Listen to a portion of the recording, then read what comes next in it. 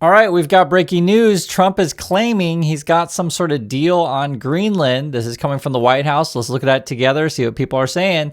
He says, based upon a very productive meeting that I have had with the Secretary General of NATO, Mark Rutte, we have formed the framework of a future deal. Framework of a future deal with respect to Greenland. In fact, the entire Arctic region. Oh, okay. So now it's getting bigger than Greenland. I guess now we have a framework of a future deal for the entire Arctic region. This solution, if consummated, so wait, if you're saying you got a framework, now you're saying if consummated, so now I guess we don't have a deal, will be a great one for the United States of America and all NATO nations. Based upon this understanding, I will not be imposing the tariffs that we scheduled to go into effect on February 1st. So I guess we're backing off the tariffs. That's why the markets are up today. Additional discussions are being held concerning the Golden Dome as it pertains to Greenland. Further information will be made available as discussions progress. Okay. Vice President J.D. Vance, Secretary Marco Rubio, Special Envoy Steve Witkoff, and various others as needed will be responsible for the negotiations. They will report directly to me. Thank you for your attention to this matter. I don't think we have anything. If I had to bet, I bet they agreed to do more meetings. And Trump, being the master negotiator, basically said, "I'll send my people, you send your people. We'll have a meeting." And they said, "Okay, fine, we'll have a meeting." And then he'll say, "Hey guys, we got a framework of a deal for the Arctic." It's pretty bizarre. Okay. This is Trump on why we need Greenland, and he's in Davos today. Tremendous respect for both the people of Greenland and the people of Denmark. Tremendous respect. But every NATO ally has an obligation to be able to defend their own territory. And the fact is, no nation or group of nations is in any position to be able to secure Greenland other than the United States. We're a great power. Much greater than people even understand. I think they found that out 2 weeks ago in Venezuela. We saw this in World War II. This dude's whacked out. So first he's like, "I have great respect for you." And then he's like, "See what we did to Venezuela?" I mean, it feels like we're making threats here. That's how I read that. This dude's whacked out. Now we're asking him specifically, well, tell us about this deal, Trump. This is right after. Let's listen. We have a concept of a deal. I think it's going to be a very good deal for the United States, also for them. And we're going to work together on something having to do with the Arctic as a whole, but also Greenland. And it has to do with the security, great security, strong security, and other things. The market, 600 points, getting back a lot of some of the nervousness we had in the last couple of days. The tariffs are off. Nothing happens on February 1st. No, we took that off because it looks like we have pretty much a concept of a deal. A deal of ownership, a deal... Well, it's a little bit complex, but we'll explain it down the line. But the Secretary General of NATO and I and some other people were talking, and it's the kind of a deal that I wanted to be able to make. Where does Denmark, did they weigh in on what they want, what they would agree to? Well, I assume they did because he very much represents, he's a strong leader. Mark, Rutte. And he, I assume he's been speaking to them. He's been speaking to all of them. Are mineral rights involved? Is ownership involved? Did the goal... Okay. What was going through my mind watching this, it's like, it feels like I'm watching Saturday Night Live, but this is real, And we even saw BBC talking about it before, right? In Britain, basically, whenever you hear a communique from Trump, you're just like, is this reality? Do we take this seriously? I mean, anyone, just sane person, anyone of any intelligence can look at this guy and it's like, what the hell is he talking about? And it's funny because, well, funny. I mean, some people get angry, and you can get angry. It's fine. I mean, as a journalist, if you want access to Trump, you have to ask him questions and like listen and such. But I mean, it would be hard to keep a straight face standing in front of this guy.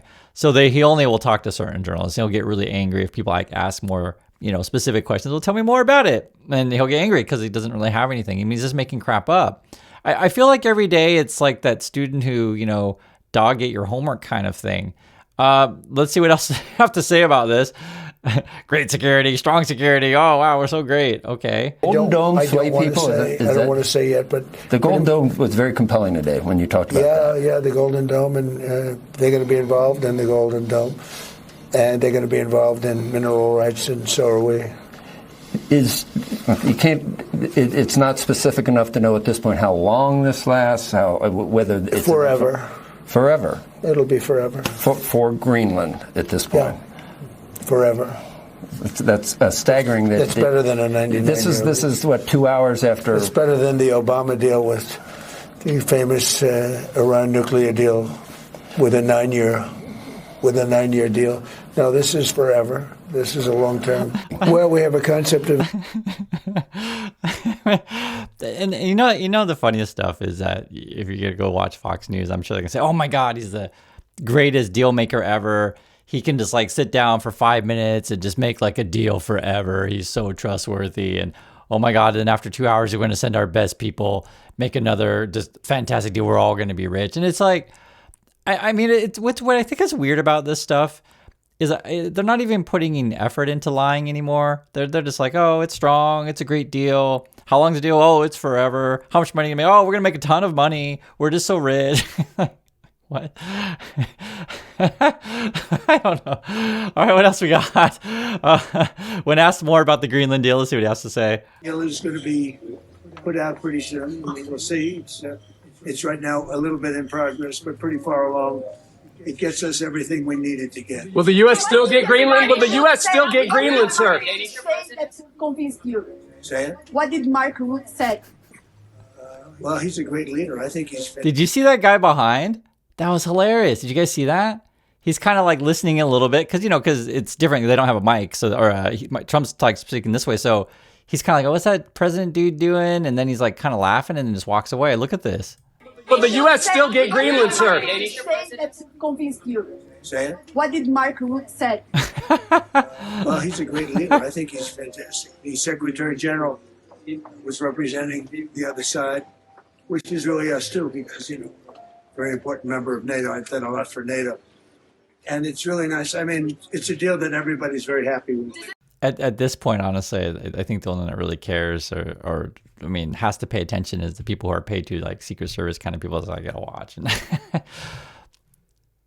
I'm just shaking my head. Okay, so how are things going in Davos other than the Trump speech? Well, this is our trade rep, our head trade rep. See what he has to say. We're here at Globalist HQ here in Davos, and this idea of the elites hating a populist president and the Europeans hating us, that's gone on for a long time.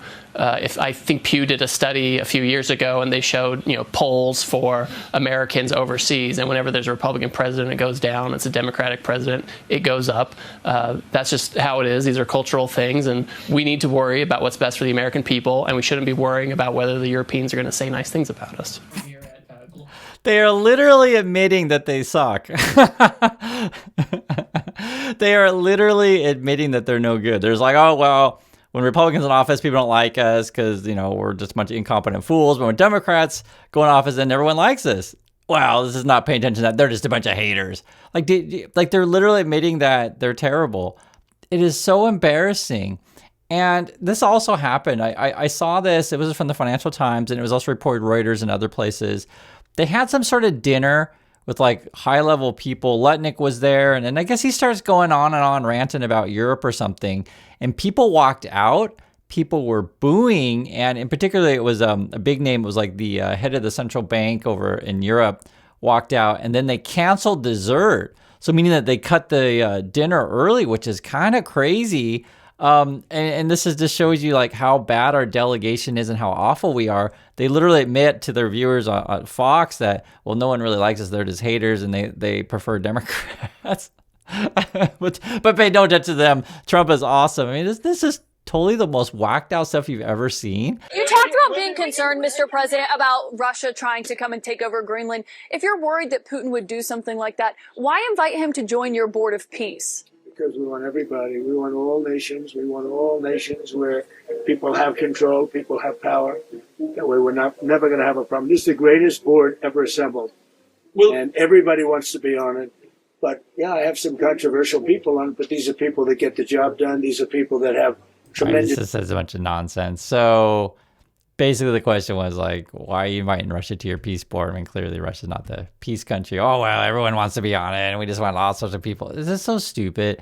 Bernie Sanders says if Trump seizes Greenland from Denmark, then does that mean that all Americans will be entitled to free health care with no deductibles, a free college education, 52 weeks of paid parental leave, 5 weeks of paid vacation, because that's what everyone in Denmark and Greenland has?